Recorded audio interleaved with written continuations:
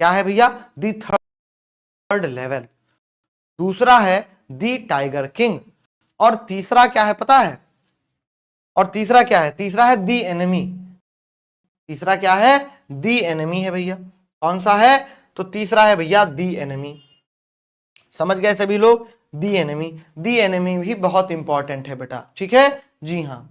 तो दी एनिमी, इन तीनों के क्वेश्चन आंसर्स जरूर देख लें, ठीक है बेटा। चलो बहुत बढ़िया, ठीक है भैया, बहुत बढ़िया। और अगर पढ़ाई लिखाई में मन ना लग रहा हो, अगर आपको मोटिवेशन की आवश्यकता हो, तो मैं सिर्फ एक ही बात आपसे बोलना चाहूंगा, अपने बूढ़े माँ बाप की आंखों में देखना बेटा, या बूढ़े होते हुए माँ बाप की आंखों में देखना, ठीक है।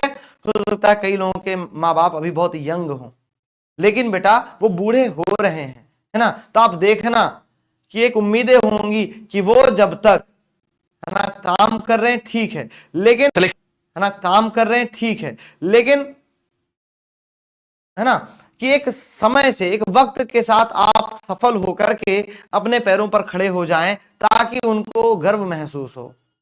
समझ रहे हैं, कि समय रहते आप सफल हो जाएं, आपकी वजह से उनको कहीं पर भी शर्मिंदगी से मुंह न झुकाना पड़े, सर न झुकाना पड़े।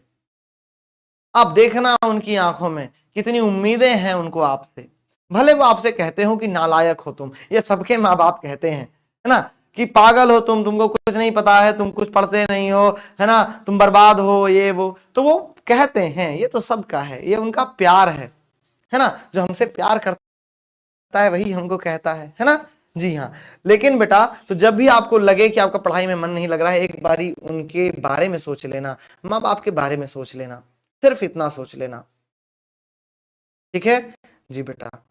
और अगर हो सके, अगर फिर भी आप कहते हैं कि सर मैं सोचता तो हूं फिर मैं भूल जाता हूं, तो भैया फोन का वॉलपेपर आप जो है, उन वॉलपेपर में आप उनके ना फोटो लगा लो, वो भी आपको बार बार याद दिलाता रहेगा, है ना, कि उनको आपसे